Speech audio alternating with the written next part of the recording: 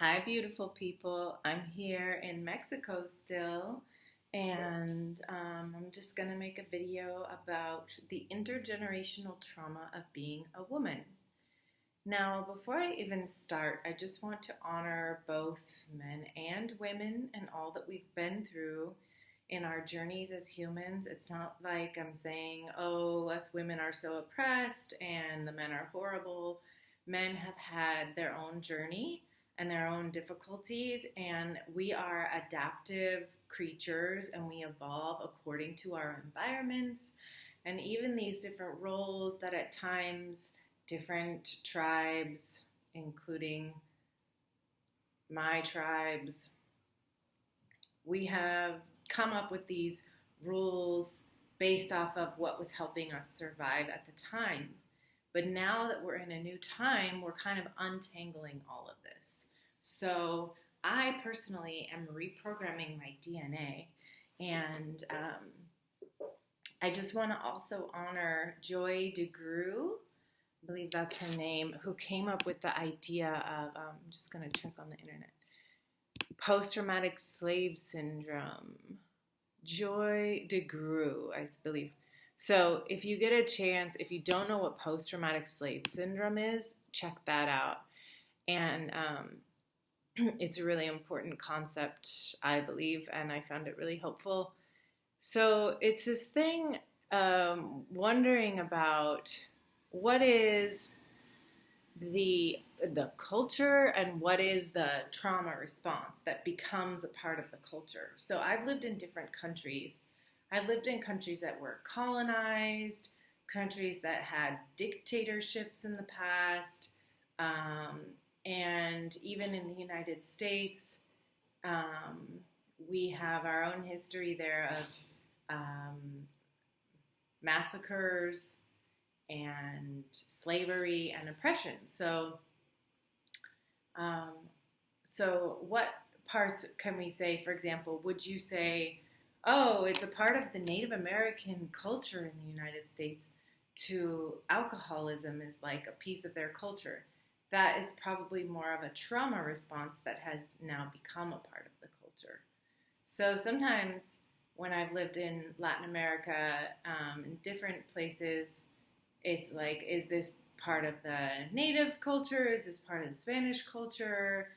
Is this the Moorish culture, the Jewish culture coming through? Or is this a result of the dictatorship? Is this a result of the colonial mindset? And it's hard to kind of discern things from the culture from the trauma response. But in some ways, it doesn't really matter because we're always constantly adapting to our environment, and constantly changing. It's not like there's one sacred feminine, there's the goddess archetype. No, there's hundreds and hundreds of goddess archetypes of, sacred feminine, sacred masculine embodiments, and it depends on our environment. But how does this apply to me and to us and to right now?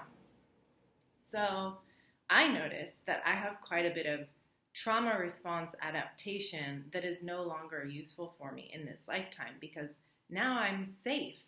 So, and for my ancestors, okay, even just going back to when my grandmothers were my age or younger, women only had 3 options for jobs.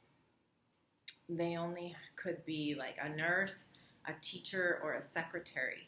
And one of my grandmothers was a nurse, one of them was a secretary, and my mom's a teacher. And women also were very, very, very dependent on men for financial support, especially if they had kids. So that left us women with very little options, very little voice, very little rights to demand respect. It was, there were really defined roles, which I understand were for like just the survival of the species and okay, let's split up the jobs and everything. But if things get out of balance and there's abuse, there's not really much room. So there's not much room to leave, to say no, to stand up, because we could just get killed or left to like rot and die and starve. So this is like very much in my DNA, this awareness. So now I'll be in like a modern day relationship and I'll just be like, is he hungry? Is he angry? And I have this like trauma response built into my DNA it's like not necessary. It's like I respond to a man's hunger as if he's gonna like beat me up, or as if I'm gonna be left to die. So this is kind of how women developed our witchy powers.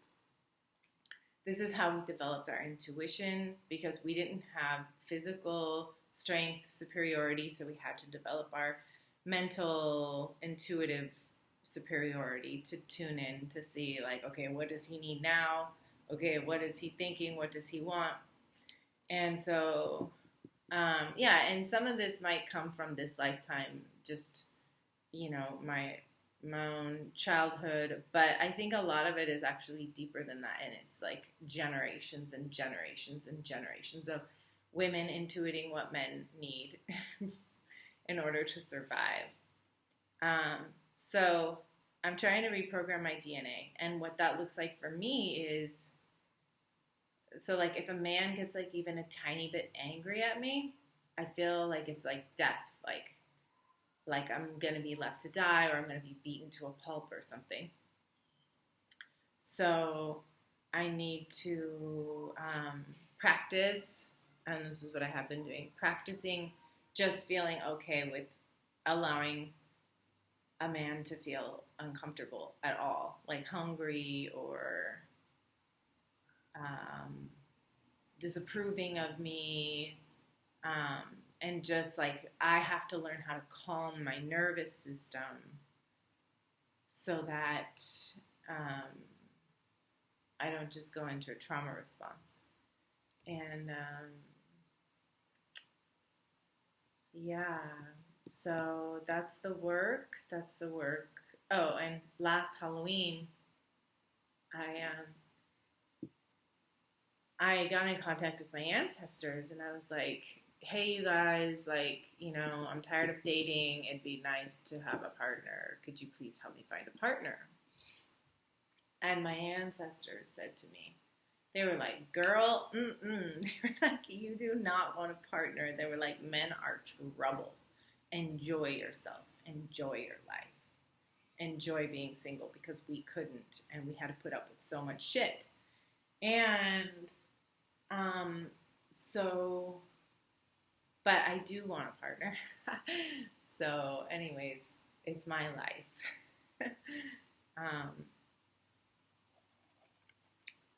So I'm reprogramming my DNA, and I think we're all in the process of doing this. Like men were forced to go to war, men were forced to hunt, and they had to, and to do those things, they had to, for their own survival and well-being, kind of turn off their emotions at times. And so men are now having to reprogram that, whereas if, being vulnerable or crying could equal death,